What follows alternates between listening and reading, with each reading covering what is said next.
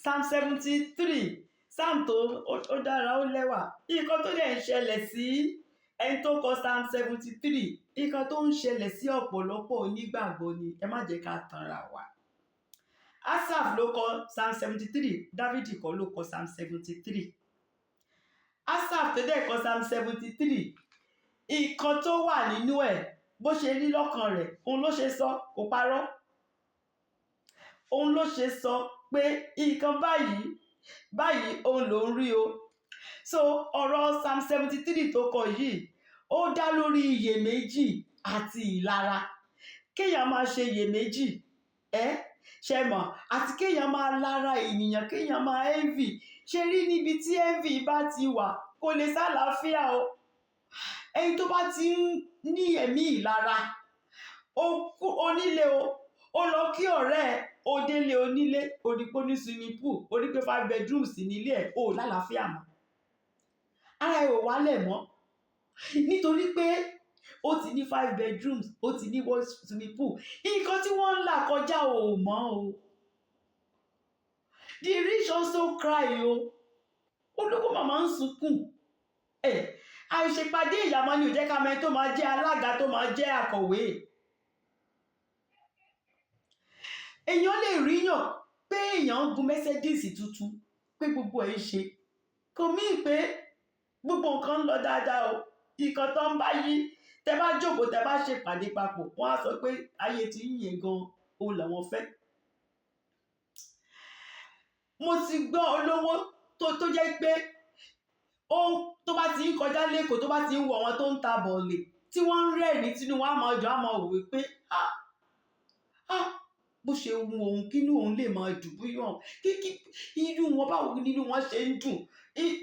Driver ló ń wà kọjá o. A fẹ́ kí driver gbé òun kọjá lára bí àwọn tó ń ta bọ̀ọ̀lì yẹn, because àwọn obìnrin yẹn wá kàn máa rẹ́rìn-ín, wọ́n á máa rẹ́rìn-ín kàkàkàkàkà, gbogbo nǹkan ló fọ́ ní ìsìn wọn, wọ́n ń rẹ́rìn-ín kàkàkà. Àwọn yẹn ń wò ó pé wà nínú mọ́tò, driver ló ń wà o. Ilé ńlá ló ń jókòó níbi tó wọ́n jù lẹ́kọ̀ọ́. Nǹkan tó ń là kọjá kò lè jẹ́ kó rẹ́rìn-ín. Nǹkan tó wà lábẹ́ tó gbé sílé kò lè jẹ́ kó rẹ́rìn-ín. Ṣùgbọ́n àwọn tó ń wò ó, wọ́n á ní olówó ni o, wọ́n á máa envy ẹ̀. Ẹ má lára ẹnikẹ́ni. Nǹkan tó problem tí Asaph tó ní nìyẹn o. Ìlara kì í ṣe pé bóyá kò mọ Ọlọ́run, ṣùgbọ́n ìlara pé àwọn aláìgbàgbọ́ yìí, àwọn ò gba Ọlọ́run gbọ́, wọn ń gbààwẹ̀, wọn ń lọ church, wọn kì í gbé ìgbé ayé mímọ́. Gbogbo nǹkan ló ń lọ dáradára fún wọn. Wọ́n ń sanra, wọ́n kọ́lé, wọ́n bí ọmọ, wọ́n ti ẹ̀ síìkì, nǹkan kan ò ṣe wọ́n. Kí wá láǹfààní pé òun wá ní Ọlọ́run? Kí láǹfààní pé òun gbàdúrà sọ Ọlọ́run? Problem Asaph nìyẹn o. Ohun tó ń dẹ̀ ń sin Ọlọ́run, ara òun ò yá. Ohun tó ń sin Ọlọ́run lójoojúmọ́ ni nǹkan máa ń ṣẹlẹ̀ sóhun, tẹ́lẹ̀ ò bá ṣẹlẹ̀ ìyẹn á ṣẹlẹ̀.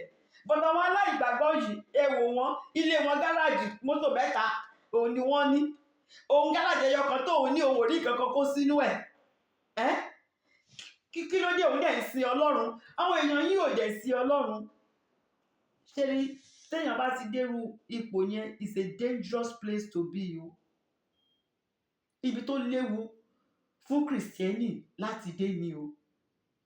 Mo fẹ́ kọ́kọ́ mú envy, mo fẹ́ fi ṣe ọ̀rọ̀ ìyànjú, but the spirit of the Lord kàn fẹ́ kí n sọ àwọn nǹkan ń pa ẹ̀, but pé kí mi ò rí go ahead pé kí n fi envy yẹn kí n fi, torí mo fẹ́ really sọ̀rọ̀ ń pa envy, torí mo ti rí nínú pé ká máa bá counsel èèyàn àbí pé níbà ká máa kọ́ àwọn èèyàn lọ́rọ̀ Ọlọ́run. Mo ti rí pé ọ̀pọ̀lọpọ̀ àwọn èèyàn nínú ìjọ Ọlọ́run inú wọn ò dùn nígbà tẹ bá béèrè pé kí ni problem.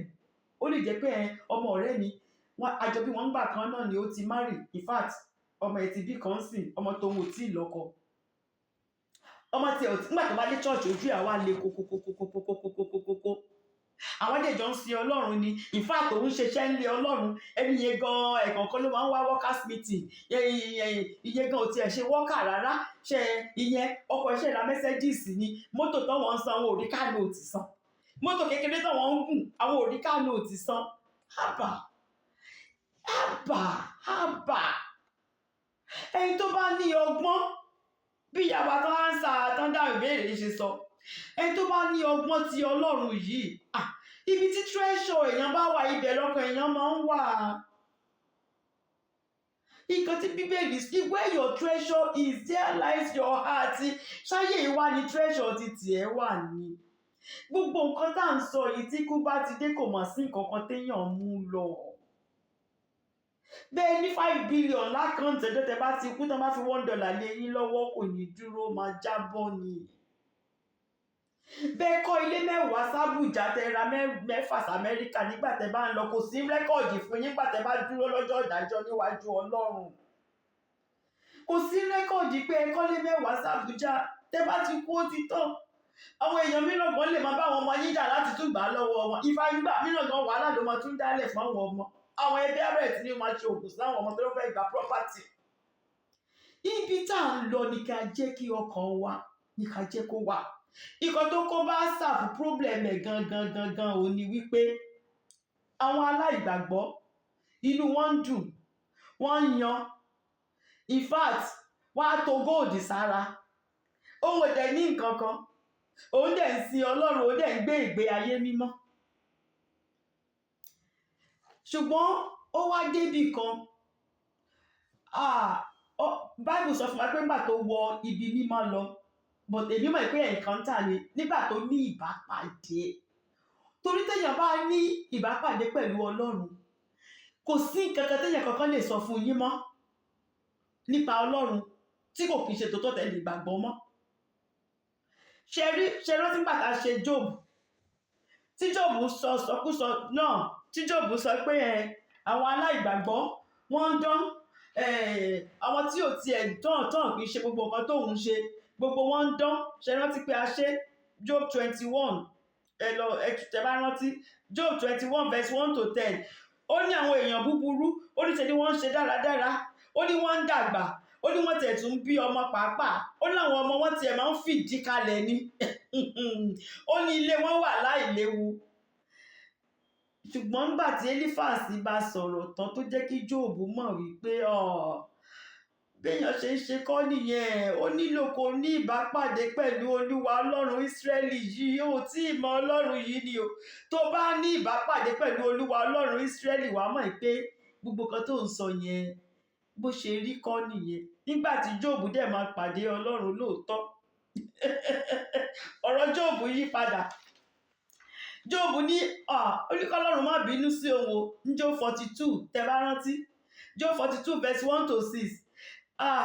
Nígbà tí Job ní encounter tó gbọ́ ohùn Ọlọ́run, tó rí Ọlọ́run, Job sọ wípé mo mọ̀ kàn ń sọ èyí tí mi ò mọ̀ ní, pé nǹkan tí mò ń sọ yẹn nǹkan tí mi ò mọ̀ ní o, pé mi ò lóye ní o, gbogbo tó ń sọ yẹn pé rubbish ní o. Ó wá ń bẹ̀bẹ̀ pé k'Ọlọ́run kó tiẹ̀ fún òun ní òye. Ní verse 5 o verse 42 yẹn, ó ní èmi ti fi gbígbọ́ etí gbúrò rẹ̀, mo ti fi, a ti máa ń sọ̀rọ̀, a ti máa ń wàásù Ọlọ́run, mo ti ń gbọ́ gbogbo àwọn ìyẹn ni mo ti fi gbúrò rẹ̀, ìyẹn ni mo ṣe ń sọ̀sọ́kúsọ. Ṣùgbọ́n nísìnyí tí mo fojú mi rí Ọlọ́run yìí, ó ní nísinsìnyí ojú mi ti rí ọ̀hún sí ìyàtọ̀ ti wà, mo ronúpìwàdà. Ní verse 6, Job ní ó ní aláìmọ̀kan lòun, ẹranko lásán. Ó ní àìlóye ni o. Ó ní jẹ́ torí náà èmi kórìíra ara mi, mo sì ronúpìwàdà. Ó lóun ronúpìwàdà pẹ̀lú eérú àti ekuru gan ni, ó really repent ni. Pé ó mọ̀ pé bọ́lọ́run ṣe rí lélẹ̀. Nǹkan tó ṣẹlẹ̀ sí Asaph exactly nìyẹn. So Asaph ní encounter, torí téèyàn bá ní ìbápàdé nípa oore ọ̀fẹ́ Ọlọ́run. Mo ti ní ìbápàdé bí ìgbà méjì àbí ìgbà mẹ́ta, mi ò béèrè fún o. You just gbàdúrà lóru jẹ́jẹ́ mi tèmi ni. We just come. So kò sí nǹkan téèyàn kankan lè sọ fún mi lẹ́yìn nípa Ọlọ́run sí tó yàtọ̀ sí nǹkan tí Ọlọ́run jẹ́ tí mo lè ever gbà. Pásítọ̀ tí mo fẹ́ràn jù, tí mo listen sí jù, tó bá sọ wípé Ọlọ́run ò ṣe Ọlọ́run mọ́, mo ṣe bye bye sí nìyẹn. Mi ò lè gbọ́ nǹkan tó máa sọ mọ́, because pẹ̀lú àtìlẹ́yìn Ọlọ́run mo ti ní ìbápàdé. Mo ti mọ ẹni tí Jésù Kristi jẹ́. Mo ti mọ Olúwa Ọlọ́run Ísírẹ́lì. so kò sí kankan téèyàn kankan lè sọ fún mi lójú oorun ni o lójú ayé ni o, mo ní ìdánilójú wípé this God is God. Kò jẹ́ kí gbogbo nǹkan ayé wọ̀nyí kò jẹ́ kó jọ mí lójúmọ́ àtọ̀. So Asaph yìí ó ní ìbápàdé ni o, ó ní ẹ̀kántà, ó nígbà tí mo dé inú tẹ́ḿpìlì ibi mímọ́ Ọlọ́run, ibi tọ́lọ́run wà ló ń jẹ́ bẹ́ẹ̀, ibi tọ́lọ́run wà. Ó nígbà tí mo dé bẹ́ẹ̀, ó ní mo wá rí wípé àwọn tí wọ́n tiẹ̀ ń ṣe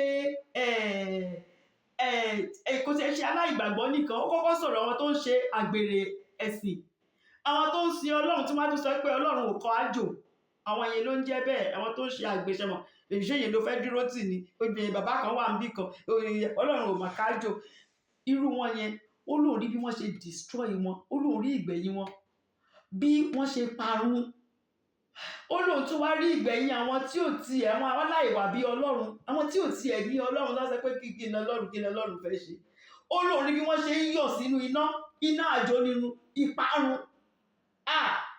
Ó lóun wá dẹ̀ wá rí ara wo wá rí pọ́lọ́run di òun lọ́wọ́ mú, kò jẹ́ kóun bọ́ sínú iná, kò jẹ́ kí ibi táwọn ó ní àwọn yẹn dẹ̀rẹ́ pẹ̀lú gbogbo bọ́n ṣe ń ṣègbéraga láyé nígbà tó máa rí wọn, ó nígbà tó ń rí ibi tó máa yọ̀ wọ́n sínú ibi tó máa lọ inú ọ̀run àpáàdì yẹn, ó ní ìbẹ̀rù bójó mú wọn, ó ní ẹ̀rù yẹn nìkan kan ti fínísì wọn kọ́tẹ̀ tó dé ọ̀run àpáàdì yẹn. Ìkẹtí Asaph sọ nìyẹn o, ó nígbà tó wá rí pé Ọlọ́run mú òun lọ́wọ́ dání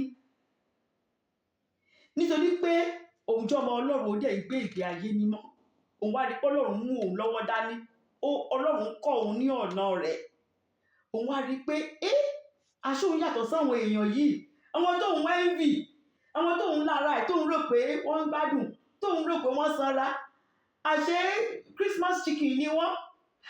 Ojú Asaph wá clear nígbà tí ìṣípayá yẹn máa fi clear. Asaph ní Olúwa ẹranko lásán máa lòun, ó lóun mọ̀kàn sọ nǹkan, ó ní àìmọye mà ní, ohun ò mà lọ́gbọ́n mà ní, sọkúsọ tóun sọ pé ohun ò mọ̀ ní o, ó ní ṣùgbọ́n nísìnyí tí mo ti mọ̀ èyìnbó ṣáà máa kọ́ mi lọ́nà rẹ̀, kò wá ń ṣe pé ó dúró ń bẹ̀ nìkan, ó ní màá lọ jẹ́rìí rẹ̀ fún gbogbo ènìyàn torí àwọn kan wà bí irú tó máa ronú bíi tòun, ó lóun wá lọ jẹ́rìí rẹ̀ agogo ìgbàlà, kò sẹ́ni tó ránṣẹ́ o, fúnra rẹ̀ ló kọ̀ mí ti ara ẹ̀ fún ara ẹ̀. So Psalm 73 yẹn ìkan tó máa tẹ̀lé máa fi rántí mo kọ bí ọ̀nà ìkan mẹ́ta ni sí mẹ́ta ni máa ń pè 3C complaining, ó bẹ̀rẹ̀ wá complaining, ó lead to conviction, ó wà conviction wá lẹ́yìn tó rí ìṣípayá yẹn, ó wá commit ara ẹ̀ láti máa ṣiṣẹ́ fún Ọlọ́run àti pé òun kò ní padà mọ́ lẹ́yìn nǹkan tí òun rí. Ní Yorùbá àròyé, ó kọ́kọ́ ṣàròyé bá àwọn èèyàn búburú bí wọ́n ṣe ń gbádùn tí nǹkan kan ò ṣe wọ́n, ọmọ tí wọ́n ń mọ́rì, gbogbo nǹkan ń lọ dáadáa fún wọn, ohun tó ń dẹ̀ jẹ́ lọ aláyà mímọ́, kò sí nǹkan kan tó ń rí, wàhálà lòun rí, òun ráìsàn, gbogbo ẹ̀ kò jọ mọ́ra, òun ló yẹ kóun máa gbádùn, káwọn yẹn máa wò òun, ká máa envy òun kọ́ ló yẹ kóun máa envy àwọn yẹn. So complain ló kọ́kọ́ fi bẹ̀rẹ̀, ṣùgbọ́n lẹ́yìn ìṣípayá yẹn ó wà convicted, ìdánilẹ́jọ́ ọkàn ẹ̀ ó rí pé àìlóye, àìmọ̀kan, àìlọ́gbọ́n òun ló gbé òun dé bẹ́ẹ̀ òun ni o. Lẹ́yìn yẹn commitment, ó wá faramọ́ Ọlọ́run, ó sọ pé mo ṣetán láti ṣiṣẹ́ fún, kò ṣe pé mo fẹ́ faramọ́ Ọlọ́run dópin nìkan, mo fẹ́ ṣiṣẹ́ fún Ọlọ́run náà, mo fẹ́ káwọn èèyàn mọ̀ wípé ẹ má wo àwọn eléyìí o, ẹ má fi tiwọn ṣọgbọ́n o, ẹ má rò wípé irú bọ́n ṣe wà yẹn kò sí nǹkan kan fún wọn o, kò sí empty vessel lásán ni wọ́n o, kò sí nǹkan kan fún wọn. So nǹkan tí ó wà ní Psalm 73 nìyẹn. A máa ń kọ orin kan, èmi á dúró ti Jésù nínú ìrìn àjò ayé mi, tó lóhun ló lè gbà mí, ló lè gbà mí, ló lè gbà mí, tó róhun ló lè gbà mí, kẹsẹ̀ mi má ṣe yẹ̀. Tó bá dúró ti Jésù Kristi nínú ìrìn àjò yìí nìkan lẹ́sẹ̀ ò ní yẹ̀ o. and to do that you need wisdom o, ọgbọ́n ni o. Ẹni tí ò bá tí lórí ọ̀fẹ́ ìbápàdé ṣe mọ̀, téèyàn bá ní wisdom, téèyàn bá ní ọgbọ́n Ọlọ́run yìí, èèyàn á mọ̀ wípé kò sí kankan tó wà láyé yìí o, ìmúlẹ̀mọ́fo ni o, ọjà ni o. Téèyàn bá lọ ọjà, ṣebí èèyàn máa ń padà lọlé. Ṣẹ́ni tó lọ ọjà tó dẹ̀ jókòó ra ẹ̀ síbẹ̀ tó jókòó síbẹ̀ ni. Ilé ayé ọjà ni. Téèyàn bá ti ná, èèyàn máa padà lọlé. Ibi téèyàn ń lọ yẹn ló yẹ kọ́kàn èèyàn wà. Ẹni tó bá sọ pé ọjà tó ń lọ ẹ̀ ló gbé sójú, nǹkan tó fẹ́ rà ń bẹ̀, nǹkan tó fẹ́ ṣe, tẹ́gbẹ́ yẹn ló ń rò. Ẹni pé kò gbọ́n. Torí bó pẹ́ bóyá ọjà yẹn máa tú. Nígbà tọ́jà bá tú tán kọ́, níbo ló wá ń lọ? Ṣùgbọ́n ibi téèyàn padà sí, ṣe bó níbi tá a ti wá, ibi téèyàn padà sí, ibẹ̀ ló yẹ kéèyàn máa ṣètò rẹ̀ sílẹ̀. Ó ní. So nǹkan tó ṣẹlẹ̀ ní Psalm 73 nìyẹn. So ọ̀rọ̀ ìyànjú tá kàn fẹ́ sọ ni pé kí ẹsẹ̀ mi kó má ṣe yẹ̀. Ẹsẹ̀ wa kò ní yẹ̀ lórúkọ Jésù. Nítorí pé àwọn nǹkan tó máa ń jẹ́ kí ẹsẹ̀ ọ̀pọ̀lọpọ̀ èèyàn kó yẹ̀, òun nìkan tí Asaph sọ o. Ohun àkọ́kọ́ òun ni ẹ̀mí ìlara. Ṣé rí ẹ̀mí ìlara, ẹ̀mí burúkú ni o. Ó burú ju ẹ̀mí àjẹ́ lọ o. At least ẹ̀mí àjẹ́ ẹ ti mọ̀ pé òkè àjẹ́ lélẹ̀, ó máa manipulate, ó máa ṣe. But ṣé rí ẹ̀mí ìlara, ẹ̀mí mọ̀ pé èèyàn burúkú ni. Ó máa wọ̀ yín lára, a máa bá yín ṣeré, ṣùgbọ́n ìlara yẹn kò sí kan tí ò lè jẹ́ kó ṣe. Ẹni tó bá ti ń lara kò ń ṣe téèyàn ń súnmọ́ rárá. Torí ẹ̀mí ìlara yẹn kò sí kan tí ò lè tì wọ́n kán ṣe. Ọ̀rẹ́ ẹ̀ ti bímọ, ìwọ ò tí ì bímọ, o dẹ̀ ti gbé sínú. Ṣé ìwọ wá sọ̀rọ̀ ẹ̀dọ̀ Ọlọ́run ni? Torí pé o dẹ̀ ti gbé sínú, àkókò tó yẹ kí títì ẹ dé kò wá dé. Torí Ọlọ́run yìí ọba tó ń rí inú, tó ń rí ọkàn ni.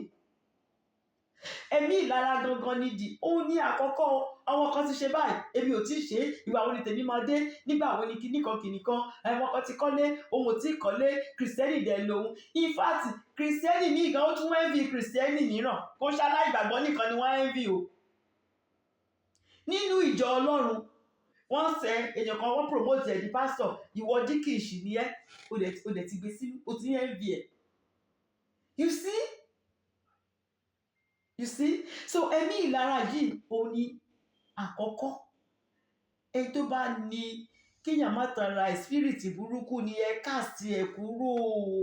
Kò lè jẹ́ kéèyàn bá Ọlọ́run rí o. Ẹni tó bá ní ẹ̀mí ìlara kò síbi kankan tó ń lọ, ẹsẹ̀ ẹ máa ń yẹ, ẹsẹ̀ tí wa ò ní yẹ̀ lórúkọ Jésù. Torí nígbà téèyàn bá ń wo Egypt ni, nígbà tẹ́ bá ń wo aláìgbàgbọ́, tẹ́ ẹ sọ pé ó ní mọ́tò, ó ṣe, kí ni àwọn ṣe, kíkọ́ àwọn Israelites náà ṣe nìyẹn.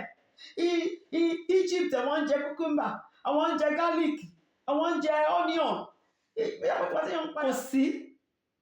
Kò sí. So ẹ̀mí yẹn Ọlọ́run á bá wa cast ẹ̀ kúrò nínú ẹni tó bá gbọ́ ohùn Ọlọ́run lẹ́nu mi lẹ́ni tó dẹ̀ ní ẹ̀mí ìlara.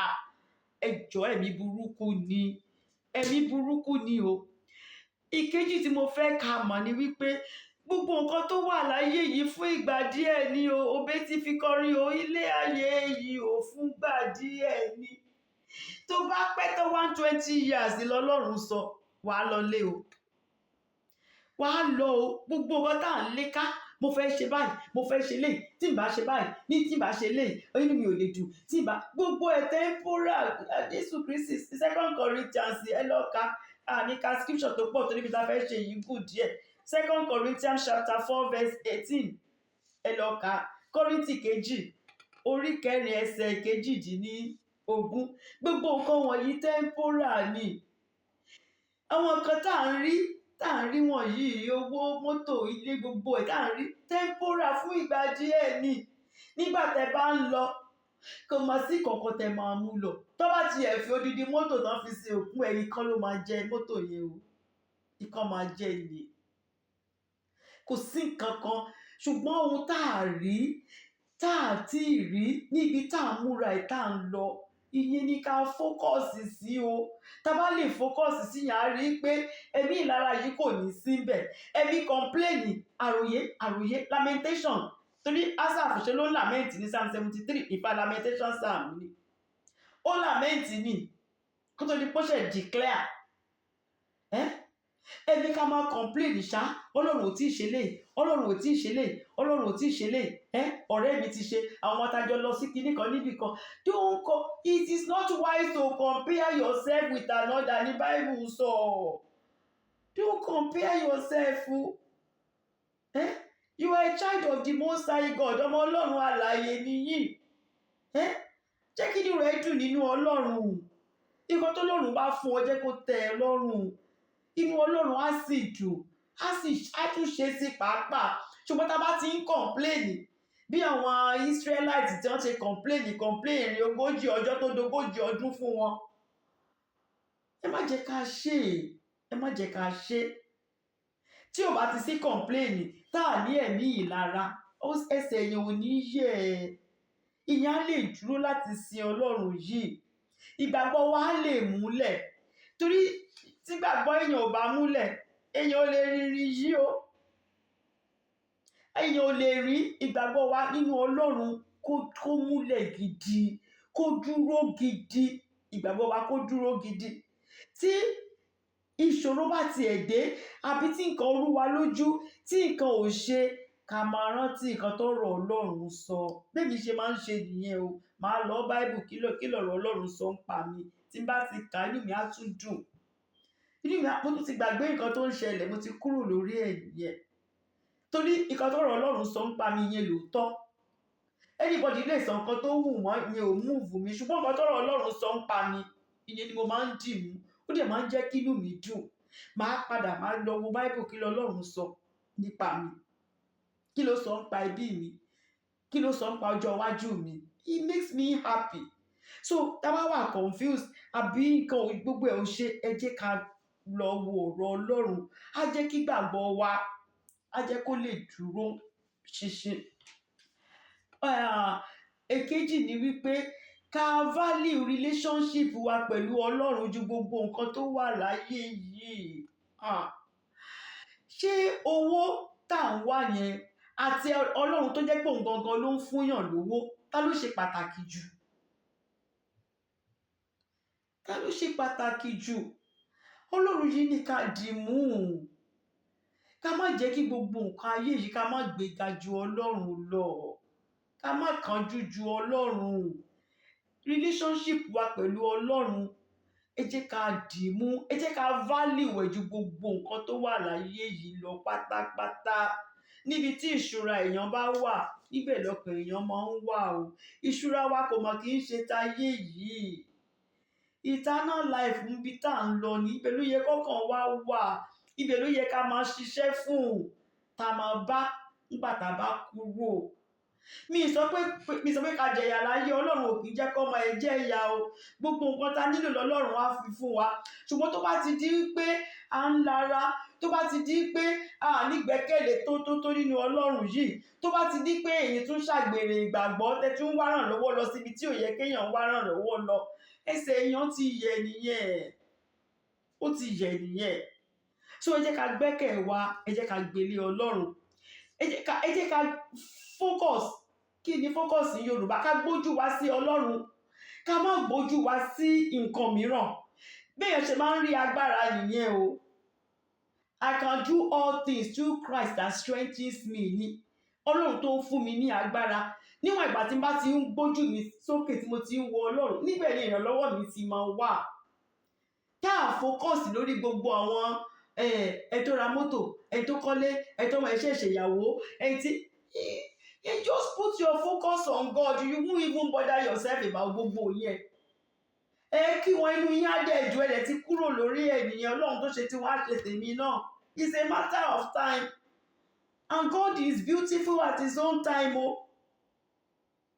He is beautiful at his own time. So ẹ jẹ́ ká focus lé Ọlọ́run. Ẹ má jẹ́ ká focus sí àwọn nǹkan tá à ń rí, àwọn nǹkan tá a fẹ́, àwọn nǹkan tówọn èèyàn ń ṣe. ká súnmọ́ Ọlọ́run lákòókò ìpọ́njú, lákòókò ìṣòro. Ohun tó yẹ ká ṣe bí Ásáàfù ṣe wọ ibi mímọ́ Ọlọ́run lọ, ó kúkú ní encounter. Ó fẹ́ mọ̀ tòótọ́ ni, ó wọ ibi mímọ́ Ọlọ́run lọ, ó dẹ̀ ní ìbápàdé. Ojú ẹ̀ dẹ̀ clear wípé àṣómùgọ̀ lòun. Òun la ṣe máa ń kọ orin hymn bí ìmọ̀ bóyá wà ní hymn tá ń lò. Ní ara my God to thee, n ó sùn mọ́ Ọlọ́run, n ó sùn mọ́ ọ. Bó tilẹ̀ ṣe pọ́njú ló mú mi wá, síbẹ̀ orí mi jẹ́. Mo sùn mọ́ Ọlọ́run, mo sùn mọ́ ọ. Ẹ jẹ́ ká ka Psalm 73. Psalm 73 title àkọ́rí tí mo fún ní ìdájọ́ ìkẹyìn. Torí ìdájọ́ ìkẹyìn ni Ásáàfù rí tó sọ wípé ṣé bó ṣe máa rí lélẹ́yìí, àṣómùgọ̀ lòun, àṣómùgọ̀ lòun. So ó bẹ̀rẹ̀ pẹ̀lú if a conclusion verse 1 yẹn gangan ni àkótán gbogbo nǹkan tí ó wà ní Psalm 73. Òun ló fi bẹ̀rẹ̀. Ó sọ fún wa pé nítòótọ́ o, òun fẹ́ ká mọ̀ pé lóòótọ́ Ọlọ́run yìí ó ṣeun fún Ísírẹ́lì o. Gbogbo èèyàn ló mọ̀ pé Ọlọ́run ṣeun fún Ísírẹ́lì. Ó mú wọn kúrò ní oko ẹrú. Ó la òkun pupa fún wọn láti kọjá. Ó rí gbogbo àwọn ọ̀tá, ó rí Fáráò àti gbogbo àwọn ọmọ ẹ̀yìn ẹ̀ ó rí sínú òkun pupa. Ó Jọ́dánì sá fún wọn nígbà tó ń bọ̀ lọ́nà. Gbogbo wọn mọ̀ pé lóòótọ́ Ọlọ́run ṣeun fún Ísírẹ́lì. Kò sọ kò parọ́. Ó ní mo mọ̀ o, kò ṣe pé mi ò mọ̀. Ó ní mo mọ̀ pé nítòótọ́ Ọlọ́run ṣeun fún Ísírẹ́lì o. Ó yẹ tún ṣeun fún irú àwọn tí ń ṣe aláyà mímọ́, àwọn tó ṣe aláyà mímọ́. Ó gbọ́ sórí Dávídì, ó gbọ́ sórí gbogbo àwọn tó sin Ọlọ́run tó ṣe aláyà mímọ́. Ó gbọ́ sórí Abraham, ó gbọ́ ti Isaac, ó gbọ́ ti Jacob. So kò deny ẹ̀, kò parọ́. Ó ní mo mọ̀ pé lóòótọ́ nítòótọ́ Ọlọ́run ṣeun fún Ísírẹ́lì. Ó dẹ̀ ṣeun fún àwọn tí ń ṣe aláyà mímọ́, àwọn tó ń gbé ìgbé ayé mímọ́. Òun ni pé Ọlọ́run ṣe òótọ́ fún wọn, Ọlọ́run ṣeun fún wọn lóòótọ́.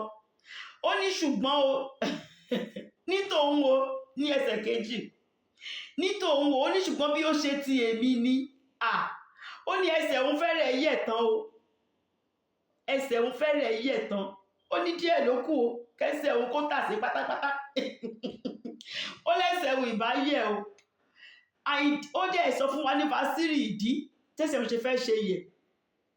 Torí pé ó ti sú ni, ó ti wà frustrated. Ó ń wo àwọn tán sí Ọlọ́run, àwọn tán ń bọ̀ òrìṣà. Ó ń wo àwọn tí ò ti ẹ̀gbà Olúwa Ọlọ́run Ísírẹ́lì gbọ́. Wọ́n dẹ̀ ń dán, wọ́n dẹ̀ ń ṣe dáadáa. So ní verse 3 ó ní nítorí tí èmi ṣe ìlara, ṣẹ́rí envy yìí náà ni. Ó nítorí tí èmi ṣe ìlara sí àwọn aṣebi, àwọn aṣeféfé yìí, àwọn aláìwà bí Ọlọ́run, àwọn èèyàn búburú. Nígbà tí mo rí àlàáfíà àwọn èèyàn búburú, pé àwọn èèyàn yìí wà ní àlàáfíà, wọn bá wà lọ tẹ́ḿpìlì, wọn gbààwẹ̀, wọn ń gbàdúrà. Pé ìlara wọn òun ló jẹ́ kẹ́sẹ̀ òun fẹ́ yọ o. Ó sọ fún wa pé nítorí ìlara wọn ni o, gbòun lára àwọn aláìgbàgbọ́. Job 21 verse 1-10 mo ti sọ fún wa ní ọ̀rọ̀ ìyànjú. A lè ka nǹkan tó ṣẹlẹ̀ sí Jóòbù náà nìyẹn. Jóòbù ní mo rí wọn, gbogbo wọn ló ń sanra sí, nǹkan kan ò ṣe wọ́n, òun tó ń dẹ̀ ń bẹ̀rù Ọlọ́run, ó ní gbogbo nǹkan bí eléyìí ṣẹlẹ̀ sí. Pé torí ẹ̀ làwọn kan ṣe sọ pé kọ́lọ́run kúrò lọ́dọ̀ wọn, àwọn ò fẹ́ Ọlọ́run. Kí láǹfààní pé àwọn ń gbàdúrà? Nǹkan tó wà ní Job 21 verse 1-10 nìyẹn. Kí láǹfààní pé àwọn tiẹ̀ ń gbàdúrà? Àwọn ò nílò Ọlọ́run, káwọn máa ṣayé wọn. Ó pè wọn kán wà láyè lọ Ọlọ́run ju pé káwọn ní Ọlọ́run, káwọn máa tẹ̀lé gbogbo òfin Ọlọ́run. Ṣùgbọ́n Jóòbù náà fún rẹ̀ nígbà tó ní encounter ló wá ń sọ wípé orísọkúsọ mọ̀ lòun, Ọlọ́run wá kàn dáríjì mi ni o, àìmọ̀kan ni o, pẹ̀lú àṣẹ́rakó lásán lòun. So nǹkan tó Ésáù sọ wípé nítorí tí èmi ṣe ìlara sí àwọn aṣeféfé ni o, nígbà tí mo rí àlàáfíà àwọn ènìyàn búburú, nǹkan tó jẹ́ kẹ́sẹ̀ òun fẹ́ yẹ̀ nìyẹn o. ó dẹ̀ tún continue ìdí náà, àwọn ìdí tó ló sọ fún wa, àwọn ìdí tó fẹ́ jẹ́ kẹ́sẹ̀ òun yẹ̀. Ó ní nítorí tí kò sí ìrora nínú ikú wọn, wọ́n á kàn dẹ̀ kú, wọn síìkì, nǹkan kan ò ṣe wọ́n, yẹn kàn dẹ̀ gbọ́ pé wọ́n ti kú ni, pé wọ́n rora, wọn ò ṣe nǹkan kan. Àwọn táwọn jẹ́ ìmísí Ọlọ́run, àwọn ń ṣàìsàn, àwọn ń síìkì, èèyàn míì gan máa síìkì pẹ̀lú ńgbà tó bá kú ni, pé so kí ni point, kí ni ìdí táwọn èèyàn máa fi sin Ọlọ́run. Ó ní torí kò sí ìrora nínú ikú wọn, ó ní agbára wọn sì pọ̀, ó ní wọ́n lágbára gan. Wọ́n ọ̀dẹ̀ kì í sin Ọlọ́run, wọ́n dẹ̀ lágbára. Ohun tó ń wá ń sin Ọlọ́run kí wá ní kí ni ohun ò strong mọ́ ṣe strong.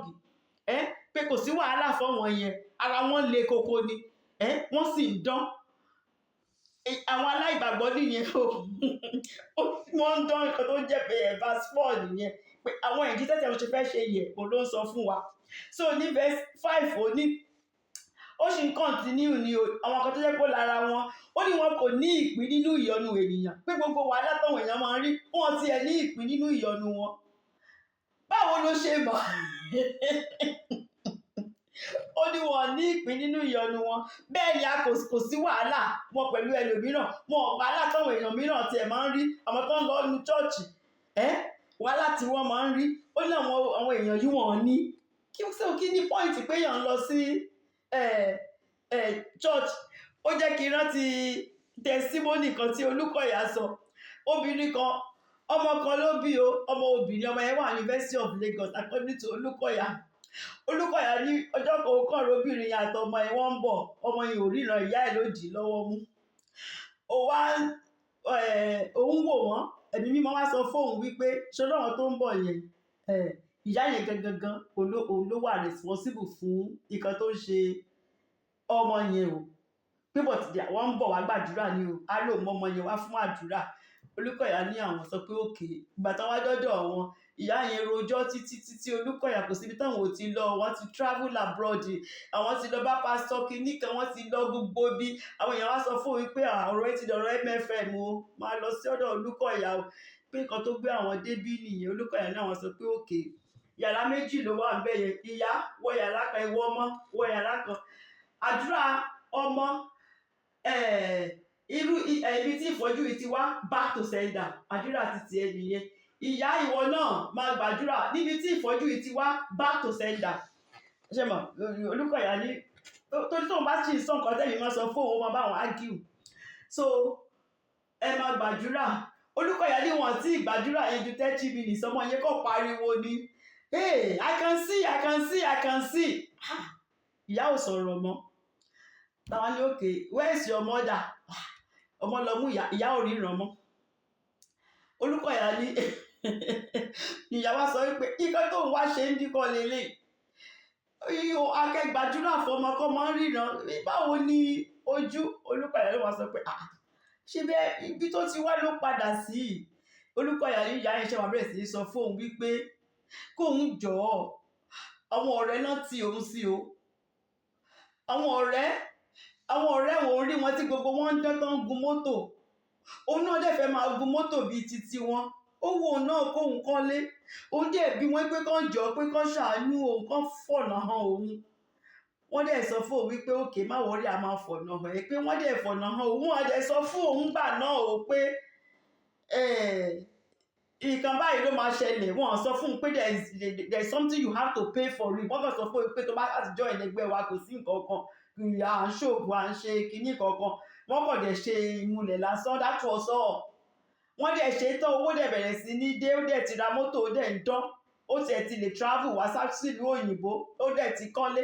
Nígbà tó ó dẹ̀ dẹjọ́ kan lọ́kàn pé òun pé wẹ̀ àkókò láti san ẹ̀tọ́ ẹ̀ ó ti tó. Ló wá ní ẹ̀tọ́ bíi báwo, kí ló ń jẹ́ bẹ́ẹ̀? Wọ́n ní ṣé ò ráwọn ọmọ wọn ni, ṣé ò rí àwọn náà ti san títí wọn ni, you have to pay your own. Wọ́n ní àwọn kan lòun bí, wọ́n ní àkómọ́tà ojú ẹ̀ náà fẹ́ gbà, ojú ẹ̀ ni wípé kò ṣe pé òun kì í ṣèyàn burúkú o, nǹkan tí ó bá òun débẹ̀ nìyẹn o. Kò dẹ̀ sí, ó dẹ̀ sọ pé òkè gbogbo owó tán fún un kàn bá padà, wọ́n sọ pé kò ṣeé ṣe mọ́, owó tó ti gbádùn ó ti gbádùn ẹ̀ ó ti gun mọ́tò ó ti kọ́lé ó ṣe wá fẹ́ dá padà ó máa san ẹ̀tọ́ ẹ̀ ni pé bọ́n ṣe mú ojú ọmọ yẹn nìyẹn pé kò kì í ṣẹ̀bi òun ò mọ̀ pé bó ṣe rí nìyẹn wọ́n tàn òun ni ṣe mọ̀. So ọ̀rọ̀ Ásáàfù ló jẹ́ kí n rántí o torí Ásáàfù sọ wípé wọn kò ní ìpín nínú ìpọ́njú wọn ti ẹ̀ níyọnu kankan ẹni tó bá lóbìnrin yẹn nu ilé ńlá àti nínú mọ́tò ṣé ó máa pọ̀ níyọnu. Torí kò sí bẹ́ẹ̀ ṣe so you cannot just judge somebody by just looking at them. Téèyàn míì bá pè yín tó bá sọ pé ẹjọ́ sísá máa adẹ́fẹ́jọ́ sọ̀rọ̀ pé ẹni ẹgẹ́ máa wò pé irú àwọn eléyìí ṣèbí náà wá bá sọ̀rọ̀ nígbà tó bá sọ nǹkan tó ń là kọjá fún yín tẹ́ bá délé ẹ máa dọ̀bálẹ̀ ẹ máa dúpẹ́ lọ́wọ́ Ọlọ́run ni o ẹ máa dúpẹ́ lọ́wọ́ Ọlọ́run ṣùgbọ́n Mercedes Benz tó ṣe jù náà máa gbé wa o ilé wọn 5 bedroom swimming pool gbogbo ẹ̀ ló wà ń bẹ̀ o ṣùgbọ́n nǹkan tó ń là kọjá lábẹ́ don't envy anybody ọmọ tó bá lóbìnrin yẹn ń sì ṣe wọ̀n ní envy ẹ̀ ó ń gun mọ́tò ó ní driver ó ń ṣe gbogbo ẹ̀ ó ń travel abroad at will ni ṣùgbọ́n nígbà tí ṣòro dé so Ésáfù sọ wípé àwọn yìí o wọn ò ní ìpín nínú ìyọnu rárá gbogbo nǹkan ló ń lọ dáadáa fún wọn wọn ò ní problem bẹ́ẹ̀ ni kò sí wàhálà kankan tán ní pẹ̀lú ẹlòmíràn wọ́n kàn ń gbádùn ayé wọn ni ní verse 6 ó ní nítorí pé wọ́n ní gbogbo nǹkan kò sí nǹkan tán fẹ́ ní tán ní ó nítorí náà ìgbéraga ẹ jẹ́ kí Yorùbá ó ní nítorí náà ni ìgbéraga ṣe ká wọn lọ́rùn bí ẹ̀wà aṣọ ṣe mọ̀ ìyẹn ni pé wọ́n fi ìgbéraga wọn wọ̀ sọ́rùn bí ìlẹ̀kẹ̀ bí èèyàn ṣe máa ń wọ ìlẹ̀kẹ̀ sọ́rùn téèyàn fi ń ṣakọ yẹn bẹ́ẹ̀ ni wọ́n ṣe gbé ìgbéraga wọ̀ of course nígbà téèyàn bá pé the latest car ìwọ ló ń gùn ilé tó tóbi jù ìwọ ló ní ṣe mọ̀ ẹ máa ríyàn mi tó bá dé church ẹ̀sẹ̀ tó bá gbé Mercedes 760 tó ṣẹ̀ jáde yẹn wá tó bá fẹ́ páàkì tó bá wà lẹ́yìn wọn ẹ máa gbàdúrà pé Ọlọ́run jọ kó tètè páàkì wọ́n máa take time wọn kí gbogbo èèyàn lè rí Mercedes yẹn ni. So Ásáàfù sọ pé torí pé wọ́n ní gbogbo nǹkan táwọn ò ní yẹn ó ń wọ ìgbéraga bí ìlẹ̀kẹ̀ sọ́rùn ni o wọ́n fi ṣe ọ̀ṣọ́ sọ́rùn ó ní ìwà ipá wá bò wọ́n mọ́lẹ̀ bí aṣọ ìwà ta ló lè mú mi ta ló fẹ́ mú mi èmi ni ta ló tẹ̀ láyà tí wọ́n bá mi sọ̀rọ̀ àwọn tó ní nǹkan kan wọ̀nyí ṣe mọ̀ you just look down on them pé irú ayé tó ń gbé nìyẹn ní verse 7 ó ní ojú wọn yọ jáde fún ìsanra ojú wọn sanra wọn dán ni you can't look at them kẹ má sọ pé bídé bá san ní àwọ̀ là ń wò àwọ̀ àwọn eléyìí dára ó ní wọ́n ní ju bí ọkàn wọn ti fẹ́ lọ ìkan tó ní ojú eléyìí tí ọkàn wọn fẹ́ they have but òun Ásáàfù tóun sọ̀rọ̀ yìí òun ò ní nǹkan tí wọ́n ní àwọn dẹ̀ ní ju òun lọ wọ́n ní extra wọ́n ní mọ́tò mẹ́ta ìwọ́n dẹ̀ ìṣòro nǹkan tó ń gùn gan-an ó nídìí mẹkáníìkì àwọn dẹ̀ ní mẹ́ta so tẹ́lẹ̀ pé Ásáàfù sọ tòótọ́ bó ṣe rí lọ́kàn ẹ̀ òun ló ṣe ń sọ. So ní verse 8 ó ní wọ́n ń ṣẹ̀sín wọ́n sì ń sọ̀rọ̀ búburú ní ti ìlara wọ́n ń ṣẹ̀sín àwọn tó ń sin Ọlọ́run wọ́n tún ti ń lọ ó ti gbàwẹ̀ àárín kankan church náà ló tún lọ yẹn o ẹ tí kankan máa sọrú ẹ̀ rí aṣọ wọn máa change ẹ̀ o pastor ni o pastor ni aṣọ kan ẹ̀ ó sì wọ̀ last month ó tún ti wọ̀ lẹ́yìn ó ní wọ́n ṣẹ̀sín wọ́n ń sọ̀rọ̀ búburú ní ti ìnilára ọ̀rọ̀ tí ó yẹ kéèyàn máa sọ síyàn ṣe mọ̀ kí la tún fẹ́ ṣe fún ẹ lọ́sẹ̀ kí tún ni what is the problem now a ní kẹ́ lọ ṣiṣẹ́ ṣọ́ọ̀ṣì náà lè ṣáàdárí mọ́ kí lẹ tún bá wá ń sìn Olúwa má jẹ́ kan sọ̀rọ̀ ẹ̀ sí wa lórúkọ Jésù so nǹkan tí Ésáfù sọ yìí ó ní wọ́n ń ṣẹ̀sín wọ́n sì ń sọ̀rọ̀ búburú ní ti ìlara wọ́n ń sọ̀rọ̀ láti ibi gíga of course láti ibi tán jókòó sí pé àwa láwa ìcháàjì ń bí so everybody wà nílẹ̀ ni wọ́n ń sọ̀rọ̀ láti ibi gíga ní verse 9 àwọn èèyàn yìí ló ṣì ń sọ̀rọ̀ ń pa wọn o ẹ̀mọ̀ wo bí bó ṣe ká Ésáfù lára tó ó ní wọ́n gbé ẹnu wọn gbé lé ọ̀run ìyẹn ní arrogance arrogance ni pé àwa la mọ̀ kan tó ń ṣẹlẹ̀ lókè, àwa la wà lókè, wọ́n gbẹnu wọn, wọ́n gbélé ọ̀run. Arrogance ni, arrogance of the highest order. Ó ní ahọ́n wọn sì rin ilẹ̀ já, very boastful. Kí ló wà nílẹ̀? Kí ló wà bẹ́ẹ̀? Kò sí nǹkan kan tó máa ṣẹlẹ̀, kò sí nǹkan kan. Àwa la lòkè, àwa la nílẹ̀, àwa ní irú ayé tí wọ́n ń jẹ nìyẹn. Ó ní ní verse 10, ó ní nítorí náà, ó ní àwọn èèyàn rẹ̀ ṣe yí padà sí yìí. Ó ní Ọlọ́run jẹ́ kí n sọ fún ẹ, nítorí ìdí èyí àwọn tó yẹ kó máa sin Ọlọ́run, ó lóun yẹn gan yí padà. Ó ní wọ́n sin Ọlọ́run mọ́ o. Àwọn tó yẹ kó máa sin, nígbà tó ní gbogbo bí àwọn aláìgbàgbọ́ tí gbogbo nǹkan tó ń ṣe tẹ́gbẹ́ wọn lẹ́tún lọ ń bá fún help. Wọ́n á sọ fún ẹ pé ó jẹ́ ká mú ọ lọ, ó jẹ́ ká mú ẹ lọ síbi táyé ti máa dára. Sórí chọ́ọ̀chì ló fẹ́ jókòó sí, ó ti ṣe látọjọ́ ìkìlò ríbọ̀ ń bẹ̀. Ó jẹ́ ká mú ẹ jáde kí kan lè yàtọ̀. Ibi tó wọ́n yẹn ṣe máa ń ṣubú nìyẹn o. So Asaph sọ pé nítorí náà lé àwọn ènìyàn rẹ̀ ṣe yí padà. Wọ́n yí padà sí ìyìn ni o, wọ́n yí padà sọ́dọ̀ àwọn aláìgbàgbọ́ tí wọ́n ń dán, tí nǹkan ń lọ fún wọn dáradára. Ó ní ọ̀pọ̀lọpọ̀ omi ilé a sì pọn jáde fún wọn.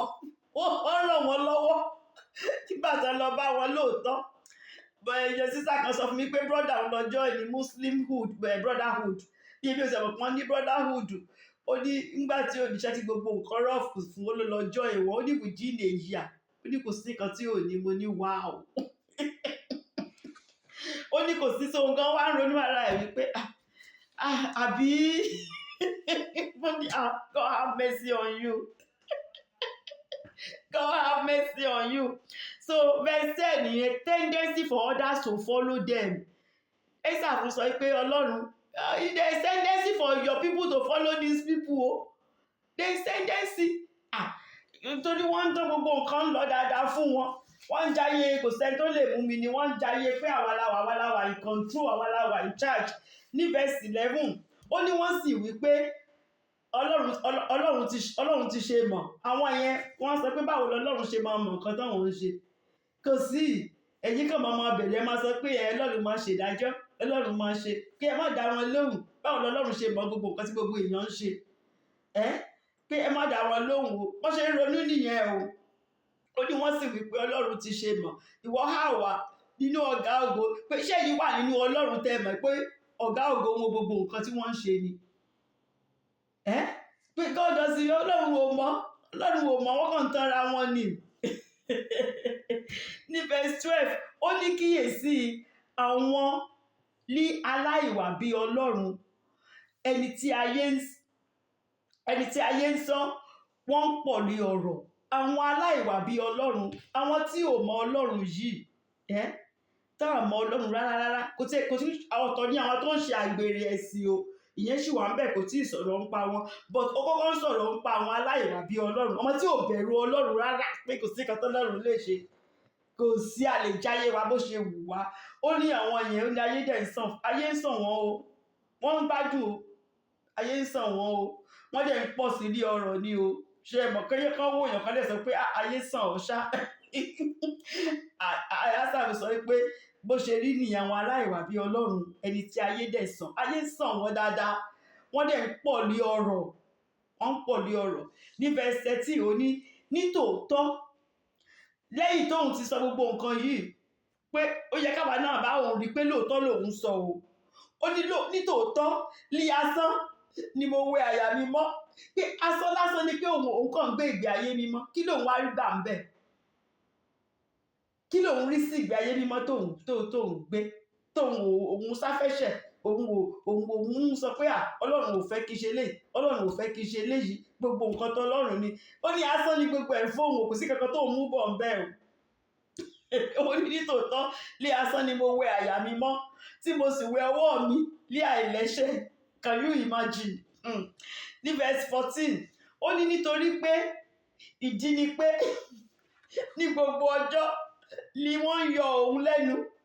Oníṣẹ́ náà ń yọ òun lẹ́nu, one problem or the other ni.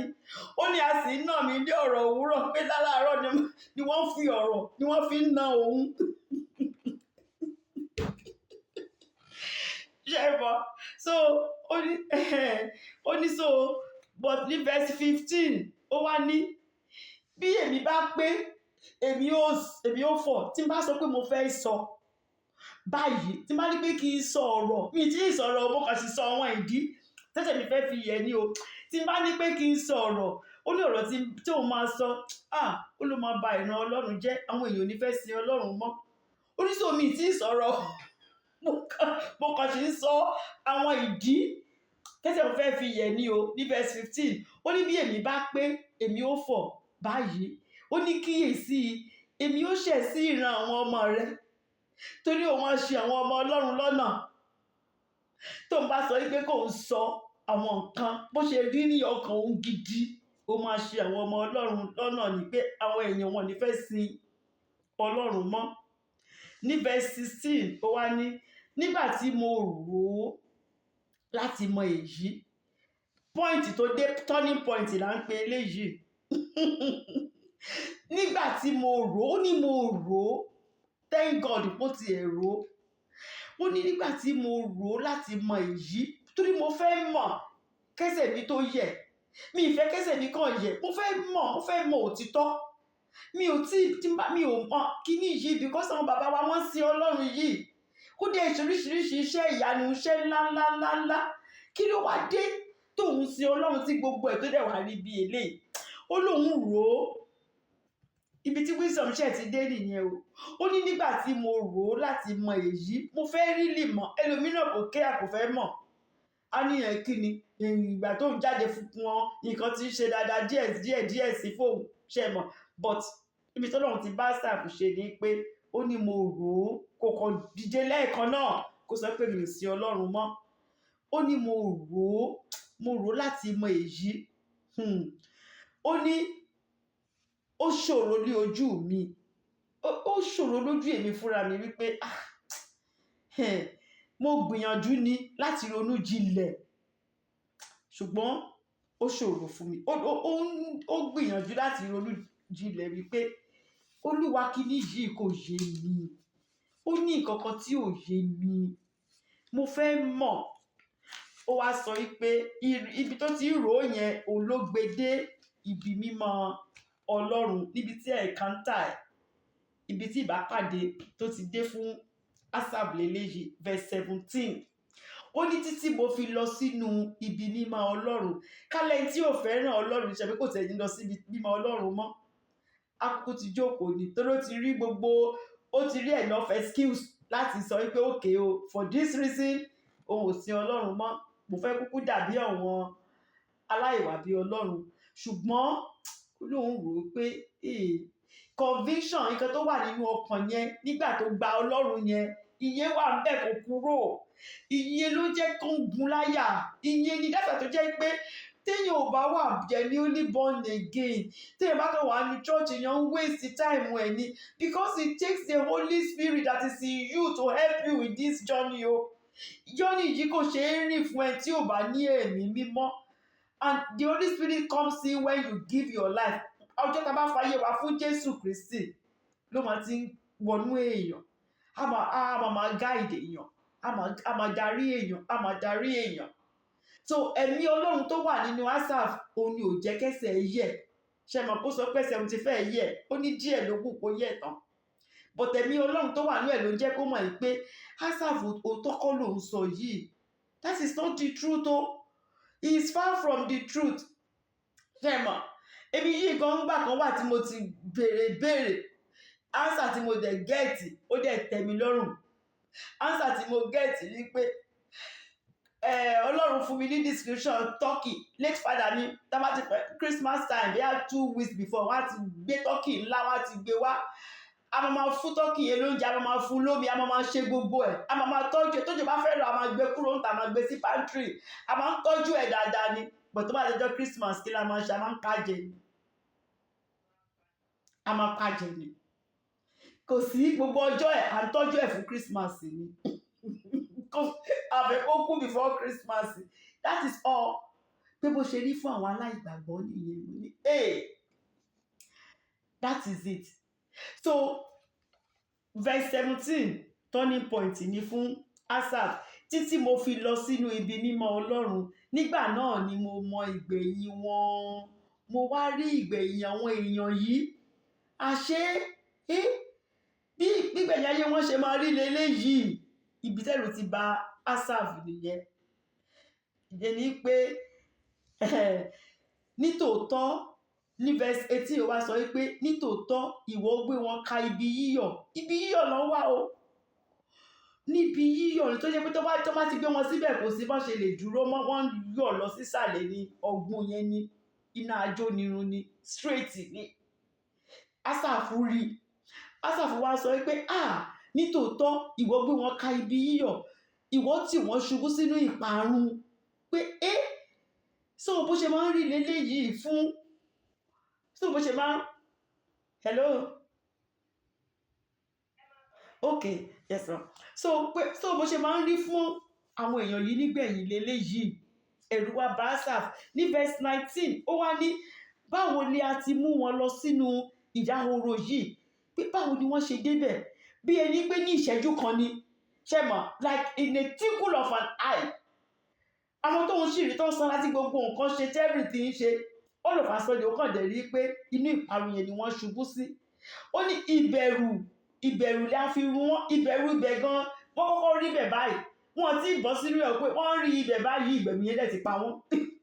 Pé ìbẹ̀rù ibi tó ń lọ yẹn tó lọ́ mọ̀ pé ibi tó ń lọ yẹn is a point of no return torí bẹ́ẹ̀ yọ̀ ni kò sí bẹ́ẹ̀ yẹn ṣe lè dúró tó bá ti lè fẹ́ nìyẹn síbẹ̀ ọmọ ayọ̀ lọ sí ìsàlẹ̀ yẹn ni that is it. So Asaph lòun rí pé ó ní báwo lọ́lọ́run tẹ̀ ṣe àrẹ́jì irú nǹkan bẹ́ẹ̀ yẹn. Ó ní báwo ni a ti mú wọn lọ sínú ìdákọ̀ró yìí bí ẹni pé ní ìṣẹ́jú kan ìbẹ̀rù lè a fi run wọn pátápátá. Just the fear of ibi tó ń lọ yẹn. Ní verse 20 ó wá sọ wípé bí ìgbà tí ẹnìkan bá jí ní ojú àlá ṣe mọ̀ ó ní bẹ́ẹ̀ ni Olúwa pé ṣe mọ̀ kéèyàn lálàá kéèyàn kàn sáré jí. Ó ní bẹ́ẹ̀ ló ṣe rí. It was that quick. Ó ní nígbà tí ìwọ bá jí ìwọ ó ṣe àbùkù àwòrán wọn. Ọlọ́run dẹ̀ ṣe àbùkù àwòrán tóun rí tóun sọ pé wọ́n sanra wọ́n ń dán gbogbo nǹkan ń lọ fún wọn yẹn. Olúwa dẹ̀ ṣe àbùkù àwòrán wọn just like a dream pé kéèyàn kàn sáré lálàá kéèyàn dẹ̀ jí. Ẹ̀rù bà ṣe pé David sọ Psalm 49 verse 14. David sọ Psalm 49 verse 14. Ó ní bí àgùntàn lè a tẹ́ wọn sí isà òkú, ìyẹn àwọn ènìyàn búburú. David sọ pé wọ́n kàn tẹ́ wọn sí isà òkú bí àgùntàn ni o. Wọ́n dúró de ìdájọ́ ń bẹ̀. Ó ní ikú yóò jẹun lára wọn. Ó ní ikú máa jẹun lára wọn. Ó ní ẹni dídúró ṣinṣin ni yóò jọba wọn. David ló sọ bẹ́ẹ̀ pé òun rí ẹ̀yìn àwọn ìkà ènìyàn, ó wá rí pé ẹni tó dúró ṣinṣin aláyà mímọ́ òun ló máa jọba gbogbo wọn o. Ní òwúrọ̀ ìyẹn ní ọjọ́ àjíǹde. Ó ní ẹwà wọn yóò sì rẹ̀ kúrò nínú isà òkú. Gbogbo ẹwà wọn tí àwọn èèyàn envy wípé wọ́n ṣe báyìí ó ní gbogbo ẹwà yẹn ó ló máa rẹ̀ dànù kúrò nínú isà òkú ni sínú ibùgbé wọn. Ó ní tó ní ibùgbé wọn nìyẹn. Ní Psalm 49 verse 14 nìyẹn. So verse 21 Asaph continue. Ìṣípayá ẹ̀ ò tí ì tán o. Ó ní báyìí ni inú mi bàjẹ́ ègún sì gún mi ní ọkàn.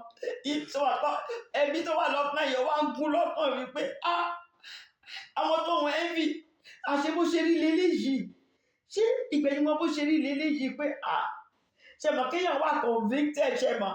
Ó ní ègún yẹn ó wá gún òun ní ọkàn. Inú òun bàjẹ́ gidigidi. Ní verse 22 ó ní bẹ́ẹ̀ ni ó lóun ṣe wèrè ni o. Òun wá nípa ṣe wèrè gidi lòun tí èmi kò sì mọ̀ kankan. Ó ní ó lóun ò mọ̀ anything. Ó lóun dàbí ẹranko níwájú Ọlọ́run ni o. Nígbà tó ń wo àwọn nǹkan tó Ọlọ́run fi hàn òun ìgbẹ̀yìn àwọn èèyàn yìí tóun rí ìgbẹ̀yìn wọn bó ṣe rí. Ó lóun rí bí ẹranko bí Jóòbù ṣe sọ náà nìyẹn. Jóòbù ní àìmọ̀kan ló máa jẹ́ kóun sọ bẹ́ẹ̀. Ó ní mo kàn ń fetí gbọ́ tẹ́lẹ̀ ni ṣùgbọ́n nígbà tí mo rí ìwọ Ọlọ́run báyìí ó ní mo ronúpìwàdà. Ó ní ṣàdáríjì mí. Jóòbù ní àṣàláìmọ̀kan lòun. Ó lẹ́ranko lásán ó lóun ò mọ̀ nothing. Nǹkan tó ṣẹlẹ̀ sí Asaph náà nìyẹn. Asaph sọ wípé aṣọ òun ṣì wèrè ni ọ̀dẹ̀ lòun òun foolish. Ó ní tí èmi kò sì mọ̀ nǹkan ó lóun ò mọ anything, àṣé ohun gbogbo kan tóun sọ yẹn àṣà ìmọ̀ kan ló ń jẹ́ kóun sọ gbogbo ìsọkúsọ tóun sọ. Ó lóun dàbí ẹranko ni níwájú Ọlọ́run. Ìyẹn ni pé ìwà òmùgọ̀ lòun hù o. Àìmọ̀ kan ló jẹ́ kóun máa sọ̀sọkúsọ yẹn o. Òun ṣe rí gbogbo ẹ̀mí o. Òun ò mọ̀ pé bó ṣe rí lóòótọ́ wọ́n ń sọ létí òun ọ̀bọ̀ tó òun mọ̀ pé bó ṣe rí, ṣùgbọ́n nígbà tó fojú ara ẹ̀ rí báyìí ẹ̀rù Ọlọ́run bá Asaph. Ní verse 23 ó wá sọ wípé òun wá rí pé ṣùgbọ́n èmi wà pẹ̀lú rẹ nígbà gbogbo. Bí Ọlọ́run ṣe ń ju àwọn yẹn sínú iná ajónirú tó ń jù wọ́n sí kòtò àìnípẹ̀kun yẹn, bẹ́ẹ̀ ló rí pé Ọlọ́run di ọwọ́ òun pé òun ò ní ìpín nínú àwọn yẹn. Ó wá jọ ọ́ lójú pé àṣé òun bẹ́ta gbogbo àwọn tó òun envy. So ó sọ pé verse 23 ó ní ṣùgbọ́n èmi wà pẹ̀lú rẹ nígbà gbogbo. Ó ní ìwọlé o ti di ọwọ́ ọ̀tún mi mú. Àṣé Ọlọ́run yìí ló di ọwọ́ ọ̀tún mi mú tí èmi dẹ̀ envy tí mo lè ṣe lára àwọn Christmas chicken tí mo ń wò wọ́n. Àṣé Ọlọ́run di ọwọ́ ọ̀tún òun mú ni. Ní verse 24 wá sọ pé Olúwa o, ìwọ ò fi ìmọ̀ rẹ tọ́ mi lé ọ̀nà o. Àìmọ̀ ni o, mo nílò ọgbọ́n sí i. Mo fẹ́ kó fi ìmọ̀ rẹ, mo fẹ́ kó fi tọ́ mi lé ọ̀nà. Mo nílò ọgbọ́n gidi. Mo fẹ́ mọ ọ̀nà rẹ.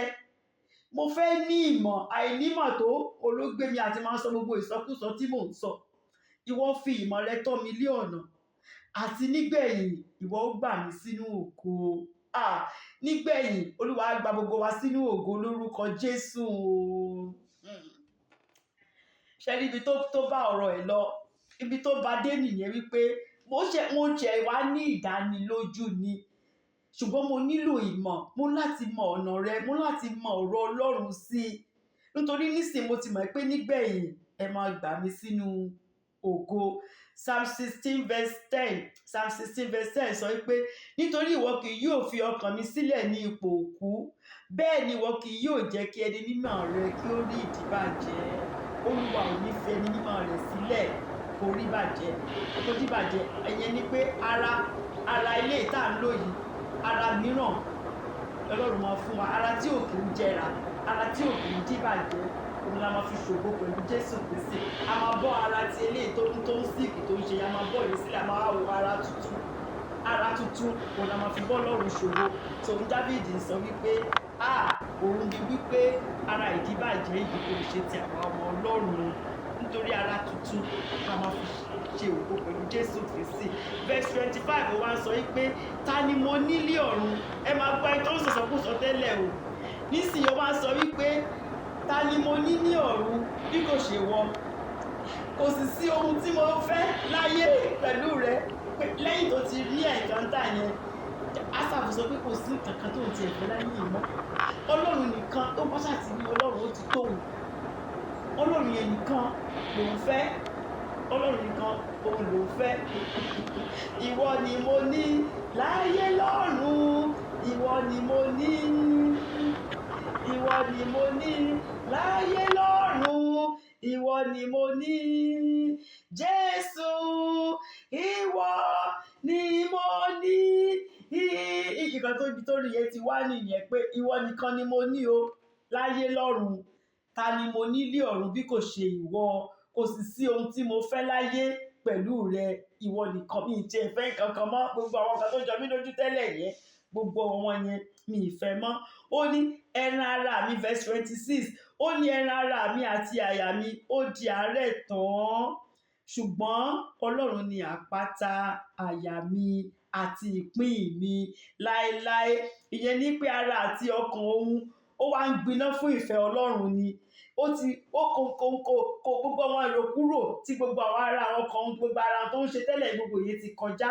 Nísìnyí gbogbo ara àti ọkàn òun ó ń gbiná fún ìfẹ́ Ọlọ́run ni. Olúwa nísìnyí òun ni àpáta ọkàn mi.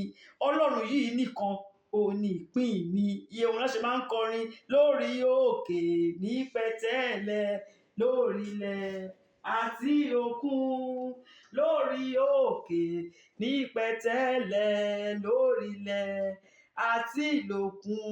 Hallelujah, Olúwa ni ìpín mi lórí ilẹ̀ alààyè. Olúwa dára títí ayé. Olúwa nìpín mi lórí ilẹ̀ alààyè.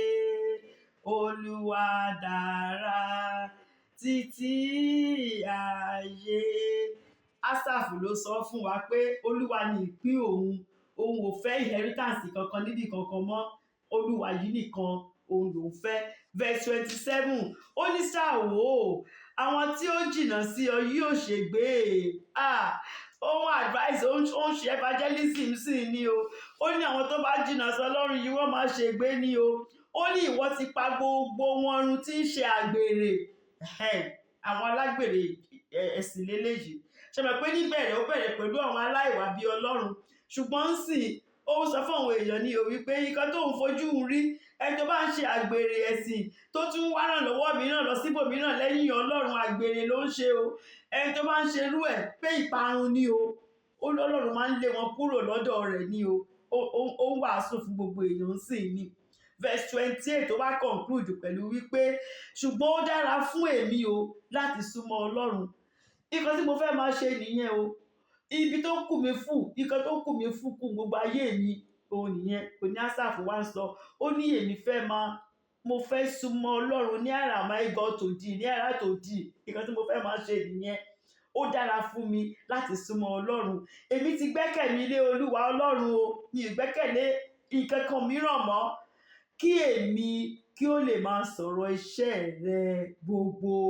Ó ní nǹkan tí mo dẹ̀ fẹ́ máa ṣe nìyẹn. Commitment, ó commit ara ẹ̀ pé mo fẹ́ máa sọ̀rọ̀ iṣẹ́ rẹ fún gbogbo ènìyàn. Torí àwọn èèyàn onímọ̀ ni o.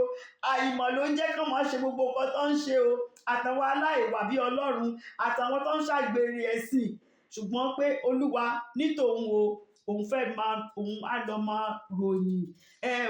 Ẹ fún ìpè náà kíkan ni ìpè ìhìn rere fún rẹ̀ ló gbéṣẹ́ fún rẹ̀ pé iye ló ń dẹ̀fẹ́ máa ṣe láti jẹ́ káwọn èèyàn mọ òtítọ́ nípa ìgbẹ̀yìn ayé gbogbo ènìyàn. Ẹ jẹ́ kí n conclude pẹ̀lú pé ṣẹ́rí ìyà àìnípẹ̀kun wà, ìyà àìnípẹ̀kun dẹ̀ wà.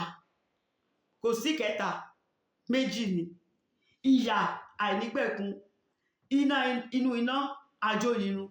Ìyà àìnípẹ̀kun níbi tí kò sẹ́kún, tí kò sí òṣè, níbi tí wọ́n fi góòdì náà fi ṣe títì ibẹ̀, níbi tí kò sí darkness o, kò sí pé ilẹ̀ ti ṣú, kò sí ńbẹ̀.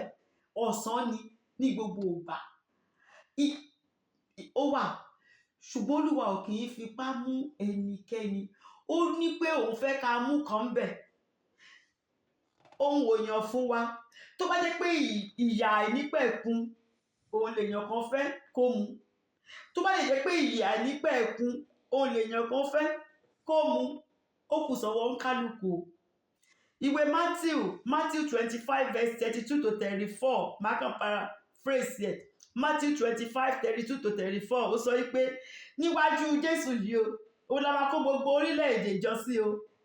Gbogbo wa, kò sẹ́ni tó máa sọ pé ẹ̀mí ò fẹ́ wà ń bẹ̀. Gbogbo wa á wá ya àwọn àgùntàn kúrò nínú ewúrẹ́.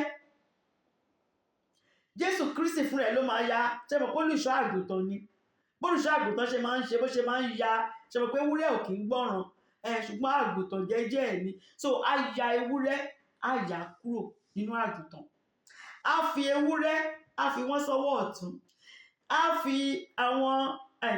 àgùntàn sọ́wọ́ ọ̀tún, á fi ewúrẹ́, á fi wọ́n sọ́wọ́ òsì. Á wá ṣe ìdájọ́ wọn. Ẹni tó bá wà lọ́wọ́ ọ̀tún, ìyè àìnípẹ̀kun ni. Ayé tí ò ní bànújẹ́, tí kò sí ẹkún, tí kò sí òṣè, a máa bá Jésù gbé títí lọ. Ṣùgbọ́n àwọn ewúrẹ́ tó kó sọ́wọ́ òsì, tó ya sọ́wọ́ òsì, ìyà àìnípẹ̀kun ni. Nínú iná, wọ́n ti máa ké hó há há nínú ìparun. Níbi tí Asaph rí pé ibẹ̀ kan yọ̀ wọ́n lọ sínú ìparun ni. Ìbẹ̀rù ẹ̀ gan, pé wọ́n ti ẹ̀ ń wo bẹ̀ lásán ó ti pa wọ́n. Wọ́n tẹ̀ tí ìjà sínú ẹ̀ o, pé wọ́n tẹ̀ tí ń wò lásán pé ibi tán ń lọ lélẹ́yìí, ìbẹ̀rù ẹ̀ gan ti pa wọ́n. So kó ń kálukú kó yan ilé tó fẹ́ ṣe. Àwọn tó wà lọ́wọ́ òsì wọ́n á kọjá lọ sínú ìyà àìnípẹ̀kun. Àwọn tó wà lọ́wọ́ ọ̀tún á kọjá lọ sínú ìyà àìnípẹ̀kun. Ṣùgbọ́n ó kù sọ́wọ́ kálukú Olúwa fún wa lórí ọ̀fẹ́ láti yan ilé ìtafẹ́. Èwo ló fẹ́ yan nínú méjèèjì? Bóyá aláìwà bí Ọlọ́run ni tí ó kàn lọ ṣọ́ọ̀ṣì ni o tí gba Jésù Kristi, o tí ìmọ̀ ìyàtọ̀ tó wà láàrin ẹ̀ṣẹ̀ àtẹlé tí òun ṣẹ̀ṣẹ̀ o kàn ṣe bó ṣe wù ọ́ tí ẹ̀ ní. Oore ọ̀fẹ́ wà fún ọ. Àbí àgbèrè, alágbèrè ẹ̀sìn ni ọ́, ìyẹn kan ló burú jù. O mọ Ọlọ́run o, kì í ṣe pé o mọ Ọlọ́run o. O lè jẹ́ pásítọ̀ pàápàá o. O lè jẹ́ mínísítà nínú ìjọ o. Ṣùgbọ́n ìwọ náà mọ̀ wípé o ń lọ síbòmíràn fún ìrànlọ́wọ́. Ìwọ náà mọ̀ pé ó ní nǹkan tó dà mọ́. Ìwọ náà mọ̀ pé àgbèrè ẹ̀sìn ló ń ṣe.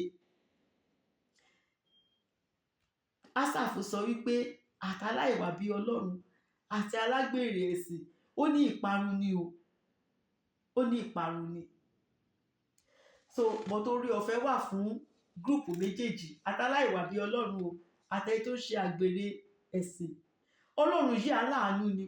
Tẹ́ bá dẹ̀ ti sọ wípé Olúwa mo ṣetán, mo fẹ́ fi ayé èṣù ẹ̀ṣẹ̀ mo fẹ́ fi sílẹ̀, mo ṣetán láti gbà ọ́, mo ṣetán láti máa tẹ̀lé ọ, mo ṣetán láti máa gbé ìgbé ayé mímọ́. Aláàánú ni, á dẹ̀ dáríjì ni. That's why he is God. He is a merciful God. Aláàánú ni. Á dẹ̀ gbà yín, á dẹ̀ gbà bí gbogbo nǹkan tẹ́ ti ṣe sẹ́yìn, á dẹ̀ bẹ̀rẹ̀ ìwà ọ̀tun pẹ̀lú yín, á kọ orúkọ yín sínú ìwé ìyè. Àwọn àdèmọ̀ kọ́mọ́ṣàn tí yín náà lọ́rùn. Èyí náà ẹ lè máa wàásù bí Ásáfù fún àwọn èèyàn wípé ọ̀nà ìparun mọ̀ wá, ọ̀nà ìyè sì wà o. Kóníkálùkù mú kan ni o. So tó bá fẹ́ gba Jésù Kristi ní Olúwa àti olùgbàlà rẹ̀, ó fẹ́ kọ gbogbo iṣẹ́ ayé yìí, iṣẹ́ wàhálà, iṣẹ́ èṣù gbogbo ó fẹ́ kọ̀ sílẹ̀. Ó fẹ́ tẹ̀lé Jésù Kristi yìí dópin. Jẹ́ ká jọ gba àdúrà wípé Olúwa, mo máa ra mi gẹ́gẹ́ bí ẹlẹ́ṣẹ̀. Nítorí tèmi ló ṣe kú ikú oró lórí igi àgbélébùú.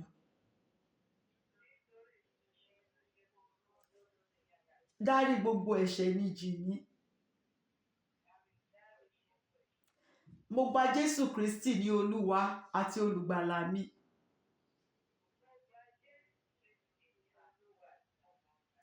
Èmi náà fẹ́ bá ọ jíǹde bó ṣe jíǹde lọ́jọ́ kẹta.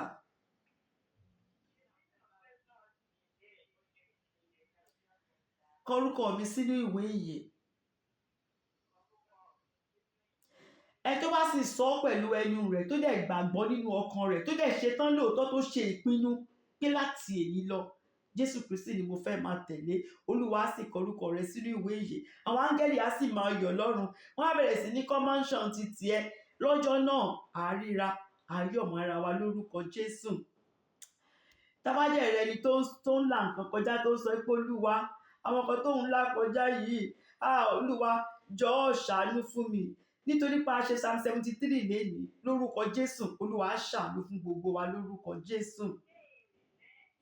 Túraká onígbàgbọ́ rẹ̀ rìn ayọ̀, kò má sí ààyè fún ìdààmú o.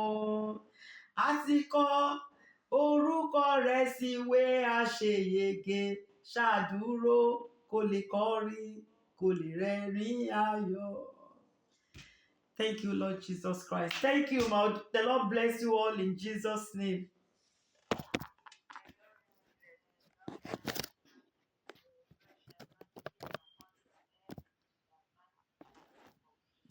Amen.